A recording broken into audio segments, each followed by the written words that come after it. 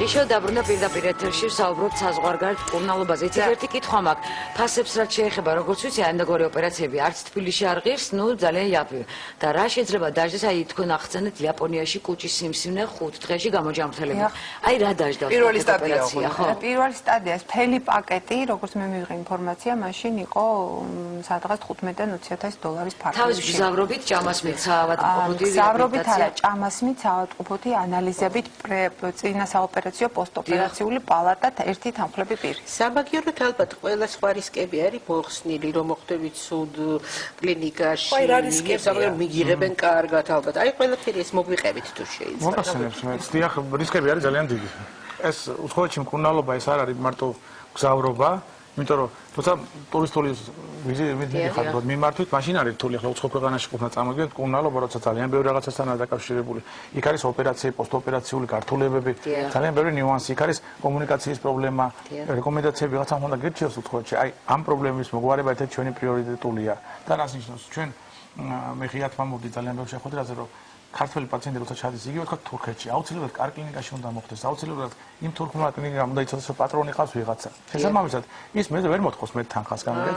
აი ძირითადი პრეტენზიები რაც აქვს ხოლმე თქვა ქართველებს თურქების მიმართ თვითონ ვინც მიდიან, ან მე ახლობლის მეშვეობით, ან რაღაც ძალიან ბევრი მიდის ესე თვითონ შეევით ახლობლის. და რა ხდება, რო ჩადიან თქვა უთხრეს რაღაც X თანხა რო ჩადიან, რომ ამდენიდან გეყოფა და მე გაუძვირებენ, ხომ? აი, რა ქნას პაციენტმა ჩასულია ნახევარმკურნალობის ჩატარებული აქ. ვის მიმართოს უკვე დარჩა ახლობელმა მოეხმარა, გაუშახლა, რა უნდა მომართო, ხო?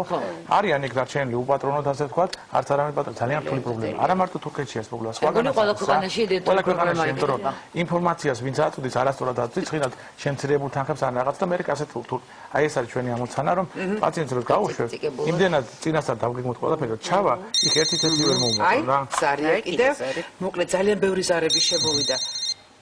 Алло, გისმენთ, ეთერში ხარ? მოგესალმებით. ქალბატონო, ცირკმის გადანერგვასთან დაკავშირებით თუ რამე ცნობას მოგვაწოდეთ? სად შეიძლება დავიყვანოთ დიაგნოზი დასმულია? კარგით. დიაგნოზი რა აქვს?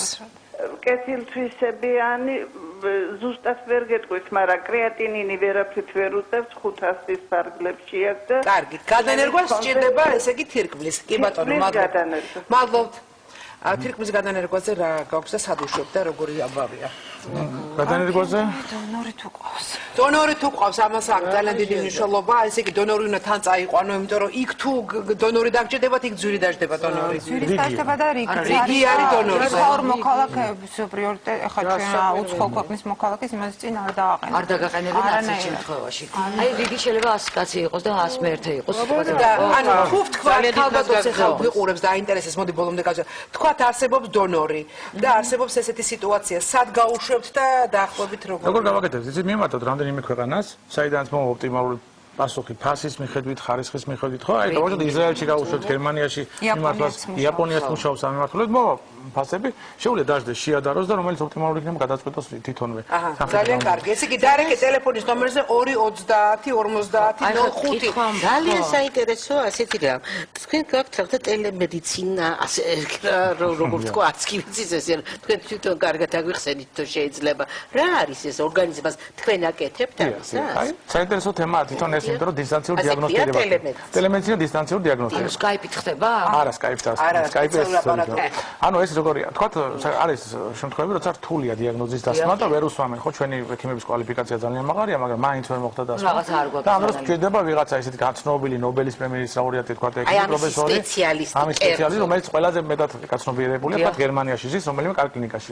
ჩვენ გვაქვს ფრაიბურგთან უშუალოდ პირდაპირ სპეციალური ხაზი გაკეთებული, ასე თქვათ, დერეფანი და სპეციალური პროგრამა გვაქვს დამონტაჟებული, რომელიც საკმაოდ ძვირადღირებულია, რომლის მეშვეობით ჩვენ ამ პაციენტის მონაცემს ყველაფერს გამოკვლევს, ყველაფერს უგზავნით წინასწარ სისტემაში იკეთება.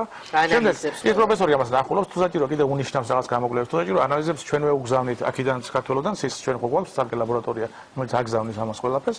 შემდეგ ინიშნება საათი დღე, ეს პროფესორი ხდება იქით ამ ხარეს, აქეთ ჩვენ ვზივართ, მისი მკურნალი ექიმი, პაციენტი და ხდება გასაუბრება.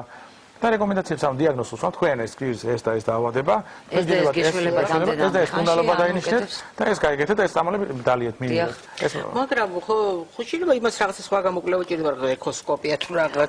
წინასწარი იხობს მთელი პაკეტი უნდა გაუგზავნოს. ყველაფერი უდევს წინ და ეგ რა არის უკვე იაპონიიდან ამერიკაში ოპერაციებს აკეთებენ. ეგ სხვა რობოტით და ესეთი კითხვა არის, ხო. ჩვენი მაყურებელი გწევს მაგალითად ეთყობა ფული არა აქვს და უნდა მე შემიძლია ვიყო დონორიო. შეიძლება რომ მოგმართოთ და თქვათ მან რამე კანონმდებლობით, საქართველოს კანონმდებლობით მხოლოდ და მხოლოდ ნაცსახეულია კანონმდებლობის. ხო და პირველი ფული არ შეიძლება.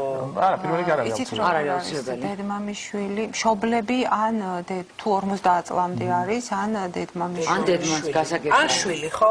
ან შვილი. C-ჰეპატიტთან დაკავშირებით ვიცით რომ ძალიან საინტერესო პროექტი გაქვთ და ამის შესახებ მოგვიყევით თუ შეიძლება. აუცილებლად. მე მინდა მოგახსენოთ საქართველოში ახლა C-ჰეპატიტი ძალიან ბევრს აქვს სამწუხაროდ.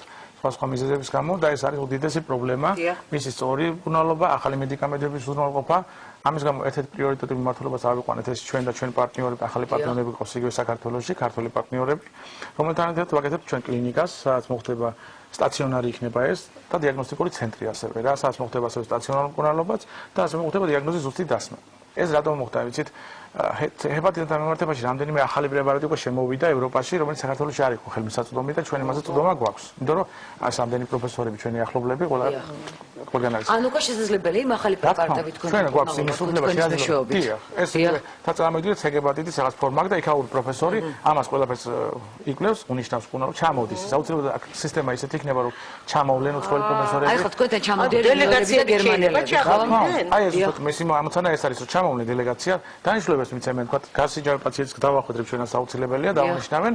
ამას C-ჰეპატიტს არ ჭირდება ყველა დღიურად მონიტორინგი. აქ ქართული ექიმები გააგზავნენ. მაგრამ ჩვენ და ხო არ აკეთებენ რაღაც იმ ლაბორატორიულ ანალიზს, რაც სჭირდება ხშირ შემთხვევაში ექიმს. აგზავნით და აკეთებთ თავად. გვაქვს ალკე ლაბორატორია. გარდა ამისა, იმის შემდეგ როცა თქვა კურნალობენ ჰეპატიტს, გარდა ამ სეგმენტისა არის ადამიანი, რომელსაც უკვე გადანერგვა ჭირდება. ეს დიახ, ამის ბაზას ჩვენ ვაკეთებთ ჩვენ კლინიკაში და ჩვენ ჩამოყავს ძალიან მნიშვნელოვანი პროექტია ეს რა. ჩვენ ვიწყებთ საქართველოში უახლოეს პერიოდში გადანერგვებს. ეს არის იმდენად დიდი პროექტი, რომ ამერიკას რეგიონის მასშტაბითაც კი საქართველოში იქნება უშუალოდ. პირველ ეტაპზე რა თქმა უნდა ამას უცხოელი სპეციალისტები გააკეთებენ, რომელსაც ჩამოვიყვანთ, მათთან ერთად ქართველი სპეციალისტებიც იქნებიან.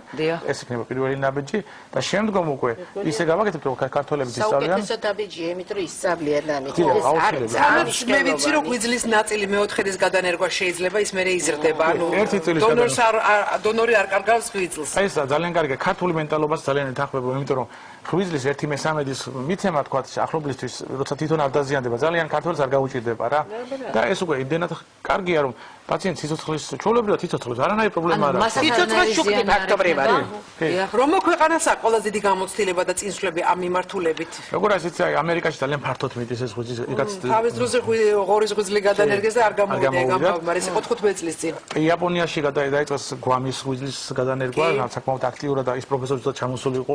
აქედან დავიწყეთ მუშაობა ჩვენ, თუმცა გვამი და ცოტა სპეციფიურია საქართველოსთვის რთულია. ახალი გარდაცვლილი უნდა იყოს. ძალიან ახალი და წინასწარ თანხმობები უნდა იყოს ეს რთულია და ყველაზე ოპტიმალური ჩვენთვის ჩვენი წარმოადგენით არის თუმცა ნათესავი და ახლობელი 1/13 ღვიძლს თვითნებურად უბრალოდ დათმობს ღვიძლის 1/13. ამაზე ეს რო გაიგეს ჩვენმა პარტნიორებმა სხვათა შორის იგივე ისრაელიდან, იგივე სასონხეთიდან, აზერბაიჯანიდან ძალიან აქტიურად გვეთანამშრომლებიან რომ იქ სამოაყალიბეთ სისტემა როცა თქვა იგივე ამერიკას რეგიონსაც მომსახურებით აქტიურად რა ეს ძალიან დიდი პროექტია და ამაში ჯანდაცვის სამინისტრო ძალიან გვეხმარება ჩვენ და ეს მთლიანად არა მარტო ქართული არამედ ჩვენი საერთო ასპარეზზე გასვლის ერთ-ერთი მნიშვნელოვანი ის არის. და თქვენი მკურნალობა C-ჰეპატიტის უფრო იაფი იქნება ვიდრე ფასებიც იცის უკვე ჩვენმა მაყურებელმა? იმედი გვაქვს რომ უფრო იაფად იქნება. ჩვენ არა მარტო მას გვეგმავთ რომ უცხოელმა სპეციალისტმა დაუნიშნოს საუშოთ მკურნალობა, ჩვენ იმასაც გვეგმავთ რომ მხოლოდ უცხოეთიდან პირდაპირ მოწოდებული მედიკამენტებით უზრუნველყოთ და ამიტომ მოლაპარაკება გვაქვს იგივე ამერიკულ ფარმაცევტულ კომპანიებთან ახლა და გვაქვს იგივე შვეიცარიას და კანადის და რომ ყველაზე ოპტიმალური საქართველოს მასშტაბით მოგვაწოდონ უფრო დაბალ ფასი, მაგრამ ხარისხი ძალიან კარგი. ძალიან კარგი.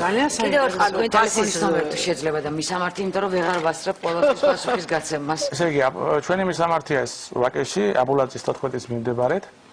ტელეფონი 230-50-05. ეს არის სათავო ოფისი, სადაც ჩვენ იგივე ჰეპატიტთან მიმართებაში თუ საინტერესო იქნება რომ მოგვაგითხონ. აქ ეს საკმაოდ დიდი პრობლემაა და ბევრს მიიღებს. სტაციონარი განთავსდება აი ყოფილი კლინიკის სამყოფოს ტერიტორიაზე ჩვენ პარტნიორებთან ერთად, სადაც ერთობლივად ვაკეთებთ იქ სტაციონარს. ანუ აქედან გამომდინარე, ეს პრობლემა საქართველოში გვინდა რომ ძალიან მოვაგოროთ. თვითონ ჯანდაცვის სამინისტრო ძალიან დაინტერესებულია ამ კითხვით. ვფიქრობენ რომ რაღაც პროგრამებიც ამუშავდება და ჩვენ რაღაც შევძლებთ. გისურვებთ წარმატებას და თქვენ კიდე დროზე მიმართეთ. ეკებს რომ შემდეგ არ გქონდეთ სავალალო მდგომარეობა.